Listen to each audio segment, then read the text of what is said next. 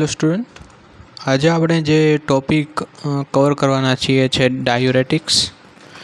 ડાયુરેટિક્સ સાવ સહેલો ટોપિક છે સમજવા માટે. તમારે મિકેનિઝમ પણ એટલી બધી યાદ રાખવાની નથી આવતી. આમાં માત્ર એક મેડિસિનના નામ જે છે એ યાદ રાખવાના આવે છે. તો ચાલો આજનો ટોપિક આપણે શરૂ કરીએ, ડાયુરેટિક્સ. તો પહેલાં તો ડાયુરેટિક્સ સમજતા પહેલાં આપણે તે ક્યાં ફંક્શન કરે છે, ડાયુરેટિક્સનું કામ શું છે, પહેલાં એ સમજવું જોઈએ. તો ડાયુરેટિક્સ જે છે એનું નામ આપણે જો છૂટું પાડીએ તો ડાયયુરિન, મતલબ કે જે આપણું જે યુરિન હોય છે તેને ડાયલ્યુએટ કરવાનું કામ કરે છે. અને યુરિન ફોર્મેશન જે છે એ કિડની કરે છે. હવે કિડની કઈ રીતે બ્લડને ફિલ્ટર કરે છે અને કઈ રીતે યુરિનનું ફોર્મેશન થાય છે એ સમજવું જરૂરી છે. તો યુરિનના ફોર્મેશન માટે પહેલાં તો કિડનીમાંથી જે બ્લડ હોય એનું ફિલ્ટર આઉટ થાય છે અને એબ્ઝોર્પ્શન થાય છે. કિડનીનો જે યુનિટ હોય છે આપણે નેફ્રોન કહીએ છીએ, તો એ નેફ્રોનમાંથી બધું 99% અમાઉન્ટમાં જે બ્લડ ફિલ્ટર આઉટ થઈ ગયું હોય તે રીએબ્ઝોર્પ્શન થઈ જાય છે. અને ત્યારબાદ રીઓબ્ઝોર્પ્શન થયા બાદ જે કલેક્ટિંગ ડગ હોય છે તેમાં જે જમા થાય છે ફિલ્ટર આઉટ, અને તે આપણે શરીરમાંથી એક્ઝિલ કરીએ છીએ. તો એવી રીતે કિડની આખી રીતે વર્ક કરે છે. હવે એ 3 પાર્ટ આવે છે. હવે આ જે છે આખો એક નેફ્રોન છે. આ બાઉમેનની આપણે કેપ્સ્યુલ, આ પીસીટી છે, આ લૂપ ઓફ હેન્લે, આ ડીસીટી અને આ કલેક્ટિંગ ડક. બરાબર. હવે અહીંયા કયા વિભાગમાં કઈ વસ્તુ એબ્ઝોર્બ થાય છે ને એ જાણવી ખૂબ જરૂરી છે. તો જે આપણે પીસીટી જે છે આ વિભાગમાંથી ગ્લુકોઝનું જે છે એબ્ઝોર્પ્શન થાય છે, પ્લસ જે Na+ ને K+ સિમ્પોર્ટ આવેલા હોય છે. અહીંયા Na+, K+ સિમ્પોર્ટ આવેલા હોય છે, જેના લીધે તેનું પણ રીએબ્ઝોર્પ્શન થાય છે. પછી જ્યારે આપણે અહીંયા લૂપ ઓફ હેન્લેમાં આવીએ તો લૂપ ઓફ હેન્લેમાં જે અસેન્ડિંગ છે, અસેન્ડિંગ એટલે કે જે ઉપરની બાજુ જે લૂપ ઓફ હેન્લે જાય છે, બરાબર, ત્યાં આવેલા હોય છે Na+, K+, 2Cl- કો ટ્રાન્સપોર્ટર, કે જે કેલ્શિયમ મેગ્નેશિયમનું રીએબ્ઝોર્પ્શન કરે છે. બરાબર. અને પ્લસ સોડિયમ ક્લોરાઇડનું પણ રીએબ્ઝોર્પ્શન કરે છે.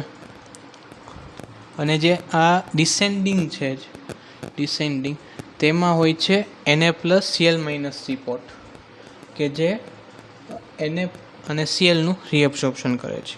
તો જે પીસીટી જે હોય છે એમાં Na, K+, જે ડિસેન્ડિંગ હોય છે એમાં Na+, Cl-, અને જે અસેન્ડિંગ લૂપ હોય છે તેમાં Na+, K+ અને 2Cl- એ હોય છે, સિમ્પોર્ટ આવેલા હોય છે. બરાબર. અને ત્યારબાદ જે કલેક્ટિંગ ડગ જે છે આપણું, અને જે આ ડીસીટી છે તો તેમાંથી પોટેશિયમ અને સોડિયમનું રીએબ્ઝોર્પ્શન થાય છે. આ વસ્તુ જાણવી ખૂબ જરૂરી છે, કેમ કે જે ક્લાસિફિકેશન થયેલું છે અને જે ડ્રગ કઈ રીતે કામ કરે છે ને એ આના ઉપરથી ખબર પડશે. આપણી જે લૂપ ડાયુરેટિક્સ છે જેટલી પણ, આ બધા જે સિમ્પોર્ટ જે કીધા, K+, Na+, પછી Na, K+, 2Cl- એ સિમ્પોર્ટને ડીએક્ટિવેટ કરે છે. તેના લીધે રીએબ્ઝોર્પ્શન જે થાય છે એ ઘટી જાય છે. હવે ડાયુરેટિક્સ એટલે યુરિનને ડાયલ્યુએટ કરવું. બરાબર. જ્યારે યુરિન કઈ રીતે ડાયલ્યુએટ કરશું, તો કે રીએબ્ઝોર્પ્શન ઘટાડવું પડશે. અહીંયાથી જેટલું રીએબ્ઝોર્પ્શન ઘટશે એટલું એ વધારે તેનું જે વેલ્યુ હશે જે યુરિનની એ વધશે. બરાબર. હવે એના ક્લાસિફિકેશનમાં આવીએ તો ક્લાસિફિકેશન કેડીટીમાંથી લીધેલું છે, અને થોડુંક ક્લાસિફિકેશન છે જીડીસીની બુકમાંથી લીધેલું છે. ક્લાસિફિકેશન જોઈએ તો એના 3 ક્લાસિફિકેશન છે: હાઈ એફિકેસી ડાયુરેટિક્સ, મીડિયમ એફિકેસી ડાયુરેટિક્સ અને વીક ડાયુરેટિક્સ, અથવા તો એડજેક્ટિવ ડાયુરેટિક્સ. તો હાઈ એફિકેસી ડાયુરેટિક્સ અથવા તો લૂપ ડાયુરેટિક્સ. લૂપ ડાયુરેટિક્સ શું કામ કહેવામાં આવે છે, તો કે આજે હાઈ એફિકેસી જે વાળી ડાયુરેટિક્સ છે તે આપણે લૂપ ઓફ હેન્લે ઉપર અસર કરે છે, તેના લીધે તેને લૂપ ડાયુરેટિક્સ કહેવામાં આવે છે. હવે જે લૂપ ઓફ હેન્લેમાં આપણાની પહેલાં જોયું કે તેમાં Na+K+ અને 2Cl- સિમ્પોટ આવેલો હોય છે. તો જે આ હાઈ એફિકેસી જે ડાયુરેટિક્સ હશે એ ઇન્હિબિટ કરશે Na+K+ 2Cl- કો ટ્રાન્સપોર્ટને, બરાબર. પછી છે મીડિયમ એફિકેસી ડાયુરેટિક્સ. તો જે મીડિયમ એફિકેસી ડાયુરેટિક્સ છે તે ઇન્હિબિટ કરશે Na+ અને Cl-. તો જે Na+ અને Cl- જે ઇન્હિબિટર સિમ્પોર્ટ આવેલા હોય છે એ અસેન્ડિંગ ઉપરની બાજુ જે ચડે છે અને આ ડીસીટી એ બે જગ્યાએ આવેલા હોય છે. પછી આવે છે વીક. હવે એમાં જે કાર્બોનિક એનહાઇડ્રેસ ઇન્હિબિટર જે છે જેમાં એસિટાઝોલામાઇડ આવે છે તો એ જે અસર કરશે એ પીસીટી ઉપર અસર કરશે. હવે જે પીસીટી છે ત્યાંથી NaHCO3નું રીએબ્ઝોર્પ્શન થાય છે. હવે NaHCO3ના જે રીએબ્ઝોર્પ્શન છે એને ઇન્હિબિટ કરશે કાર્બોનિક એનહાઇડ્રેસ ઇન્હિબિટર. હવે પોટેશિયમ સ્પેરિંગ ડાયુરેટિક્સ. પોટેશિયમ સ્પેરિંગ ડાયુરેટિક્સ એટલે શું થાય? તો કે જ્યારે આપણે ડાયુરેટિક્સ આપીએ છીએ ત્યારે જે પોટેશિયમનું જે રીએબ્ઝોર્પ્શન થવું જોઈએ એ ઘટી જાય છે. જે રીએબ્ઝોર્પ્શન ઘટવાના કારણે જે શરીર હોય છે તેમાં હાઇપોકેલેમિયા થાય છે. બે ટર્મ આવે, હાઇપોકેલેમિયા અને હાઇપરકેલેમિયા. હાઇપોકેલેમિયા એટલે કે શરીરમાં પોટેશિયમનું પ્રમાણ ઘટી જવું અને હાઇપરકેલેમિયા એટલે પોટેશિયમનું પ્રમાણ વધી જવું. એટલે આ જે છે તે પોટેશિયમનું પ્રમાણ ઘટી જાય છે શરીરમાં રીએબ્ઝોર્પ્શન ન થવાના કારણે. હવે જ્યારે આપણે હાઈ એફિકેસીવાળી જેમ કે હાઈ એફિકેસી ડાયુરેટિક્સ આપીએ, લૂપ ડાયુરેટિક્સ આપીએ ત્યારે તેની સાથે પોટેશિયમ સ્પેરિંગ ડાયુરેટિક્સ આપીએ છીએ. તો પોટેશિયમ સ્પેરિંગ ડાયુરેટિક્સ શું કામ કરે છે? તો કે એ જે છે એ પોટેશિયમનું રીએબ્ઝોર્પ્શન નથી કરતું પણ સોડિયમનું રીએબ્ઝોર્પ્શન કરાવે છે. તેમાં બે પ્રકાર છે, આલ્ડોસ્ટેરોન એન્ટાગોનિસ્ટ અને ઇન્હિબિટર્સ ઓફ રિનલ એપિથેલિયલ Na ચેનલ, બરાબર. પછી એક આવે છે ઓસ્મોટિક ડાયુરેટિક્સ. હવે જ્યારે નેફ્રોનમાંથી યુરિન જે ફિલ્ટર આઉટ જે હોય છે એ પાસ થાય તો જે આયનને એક્સચેન્જ થવાની જે છે પ્રક્રિયા એ ઓસ્મોટિક દ્વારા રેગ્યુલેટ થતી હોય છે. જેમ કે ખબર છે કે ઉપરની બાજુ જે છે એ પીએચ વધારે હોય છે અને જેમ નીચે આવતું જાય તેમ પીએચ બહારનું જે છે તે વધતી જાય છે અને તેના કારણે જે આયનનું એક્સચેન્જ ને એ બધું થવું જોઈએ. ઓસ્મોટિક સિદ્ધાંત ઉપર કામ કરે. તો ઓસ્મોટિક ડાયુરેટિક્સ એ ઓસ્મોટિક જે પ્રેશર હશે, ઓસ્મોટિક જે પ્રક્રિયા હશે તેને મેનિપ્યુલેટ કરશે. હવે એક પછી એક આપણે દરેક ક્લાસિફિકેશનને ડિટેલમાં જાણીએ. તો પહેલી હાઈ એફિકેસી. તો જે હાઈ એફિકેસી જે ડાયુરેટિક્સ છે તે મોડરેટ અથવા તો સિવર જે રિનલ ફેલિયર થયું હોય ને તેની માટે ડ્રગ ઓફ ચોઇસ છે ડાયુરેટિક્સમાં, બરાબર. જો ઇન્હિબિટ કરે છે Na+K+ 2Cl- કો ટ્રાન્સપોર્ટરને. હવે એના 3 પેટા પ્રકાર છે એના સ્ટ્રક્ચરના આધારે. પહેલું છે સલ્ફોનાઇલ ડેરિવેટિવ, એમાં ફોર્સેમાઇડ, બુમેટામાઇડ અને ટોર્સેમાઇડ. જે બુમેટામાઇડ છે મોસ્ટ પોટેન્ટ ડ્રગ છે અને જે ટોર્સેમાઇડ છે લોંગેસ્ટ હાફ લાઈફ ધરાવે છે. હવે તેની પછીનો ક્લાસિફિકેશન છે ફિનોક્સી એસિટિક એસિડ ડેરિવેટિવ.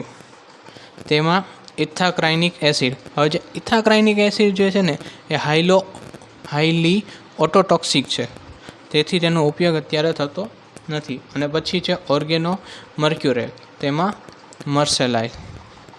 પછીની જે આવે છે સેકન્ડ ક્લાસિફિકેશન મીડિયમ એફિકેસી. તો એ જે ઇન્હિબિટ કરે છે Na+Cl- સિમ્પોર્ટને. એમાં બે પાર્ટ આવે છે, થાયાઝાઇડ અને થાયાઝાઇડ લાઇક, બરાબર.